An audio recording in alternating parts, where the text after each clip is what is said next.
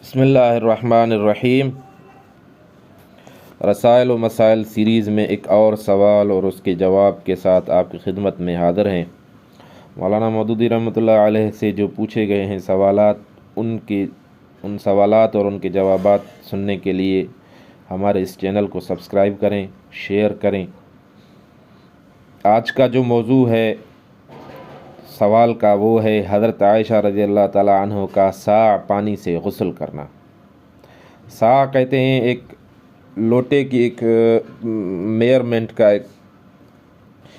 एक किस्म है और उसके मुताल्लिक़ एक सवाल किया गया है। सवाल करने वाला पूछता है कि नबी सल्लल्लाहु अलैहि वसल्लम की मुक़द्दस अहादीस के लिए मेरे दिल में एहतराम का जज्बा किसी कट्टर से कट्टर अहले हदीस से कम नहीं, इसलिए हर वक्त दुआ मांगता रहता हूँ कि खुदा मुझे मुनकरीन हदीस के फितने से बचाए।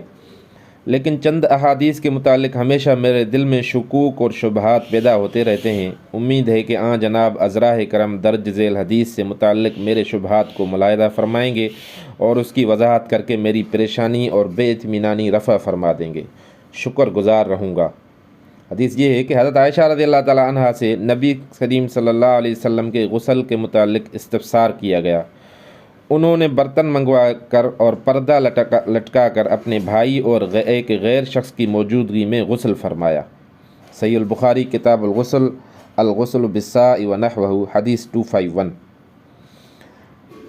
बुखारी जिल्द अव्वल सफ़ा 39। अज़राह करम इस हदीस के मुतालिक मेरी परेशानी दूर फरमा कर मशकूर फरमाएँ। ये सवाल था। जवाब में मौलाना मौदूदी साहब फरमाते हैं कि आपके सवाल का जवाब देने से पहले ये शिकायत अर्ज़ है कि आपने तमाम अहादीस के हवाले बुखारी और मुस्लिम की जिल्दों और सफ़हात के नंबरों की सूरत में दिए हैं। इस आदमी ने और भी बहुत से सवालात किए हैं जिनके नंबर हैं 67, 68, 189 एंड दूसरे सवालात। उसके मुतालिक मौलाना साहब ने फरमाया और फरमाते हैं आगे कि हालांकि इन किताबों को दुनिया के 20 मताबा ने मुख्तलिफ़ साइज़ों पर 12 तबा किया है और ज़रूरी नहीं है कि उनका जो एडिशन आपके पास है वही दूसरों के पास भी हो। ऐसी किताबों का हवाला हमेशा उनकी किताब और बाब के उन्वान से देना चाहिए ताकि आसानी से मतलूबा हदीस तलाश की जा सके।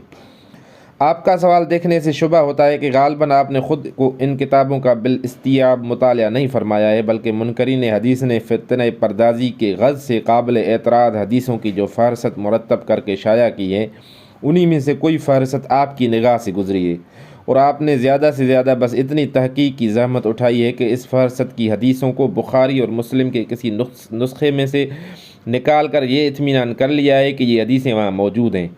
मेरे इस शुबहे की बुनियाद ये है कि आपकी पेश करदा अक्सर अहादीस ऐसी हैं जिन पर आपको अपने शुबहात का जवाब ख़ुद उसी किताब के इसी बाब में मिल जाता अगर आप पूरा बाब पढ़ने की तकलीफ़ गवारा फरमाते। बल्कि बाज़ हदीसों के तो आपने पूरे अल्फाज तक नहीं पढ़े हैं और उनका वही गलत सलत मफ़हूम नकल कर दिया है जो इस फितने परदाज गिरोह ने अपनी तरफ से घड़ कर बयान किया है।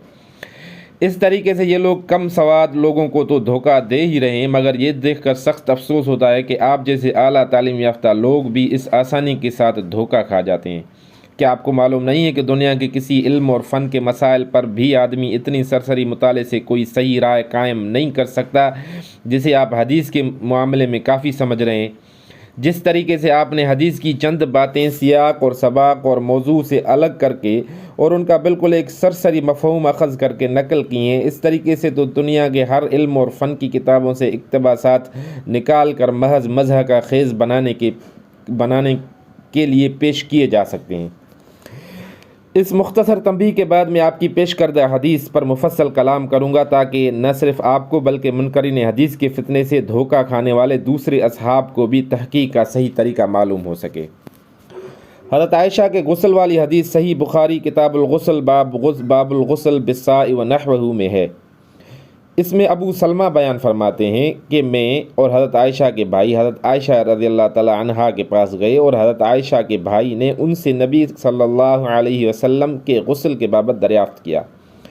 इस पर हज़रत आयशा ने एक बर्तन मंगाया जो करीब करीब 1 सा के बराबर था और उन्होंने गुस्ल किया और अपने सर पर पानी बहाया इस हाल में कि हमारे और उनके दरमियान पर्दा था। ये हदीस है اس حدیث پر اعتراض کرنے والوں کی پہلی غلطی یہ ہے کہ وہ ابو سلمہ کا نام پڑھ کر یہ سمجھ لیتے ہیں کہ وہ کوئی غیر شخص تھے، حالانکہ وہ حضرت عائشہ کے رضائی بھانجے تھے جنہیں حضرت ام کلثوم بنت ابی بکر صدیق رضی اللہ تعالی عنہ نے دودھ پلایا تھا۔ پس دراصل یہ دونوں صاحب جو حضرت عائشہ سے مسئلہ پوچھنے گئے تھے آپ کے محرم ہی تھے، ان میں سے کوئی غیر نہ تھا۔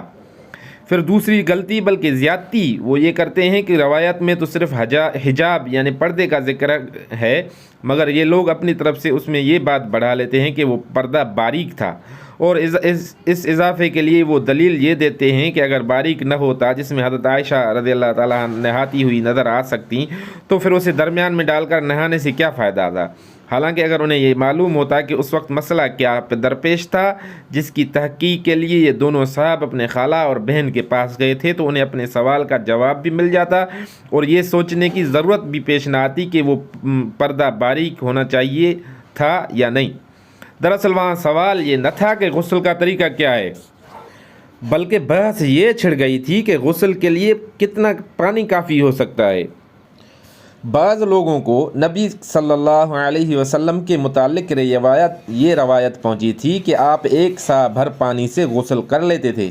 اتنے پانی کو لوگ غسل کے لیے ناکافی سمجھتے تھے اور بنائے غلط فہمی یہ تھی کہ وہ غسل جنابت اور غسل بغرض صفائی بدن کا فرق نہیں سمجھ رہے تھے۔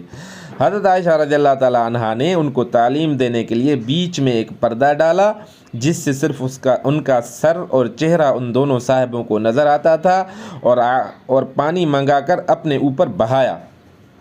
اس طریقے سے حضرت عائشہ رضی اللہ تعالی عنہا ان کو دو باتیں بتانا چاہتی تھیں، ایک یہ کہ غسل جنابت کے لیے صرف جسم پر پانی بہانا کافی ہے، دوسرے یہ کہ اس مقصد کے لیے سا بھر پانی کفایت کرتا ہے۔ یہ ہے تشریح۔ اس تشریح کے بعد آپ خود سوچیں کہ اس میں آخر قابل اعتراض کیا چیز ہے جس کی بنا پر خواہ مخواہ ایک مستند حدیث کا انکار کرنے کی ضرورت پیش آئے اور پھر اسے تمام حدیثوں کے غیر معتبر ہونے پر دلیل ٹھہرایا جائے۔ ترجمان القرآن، اکتوبر نومبر 1952۔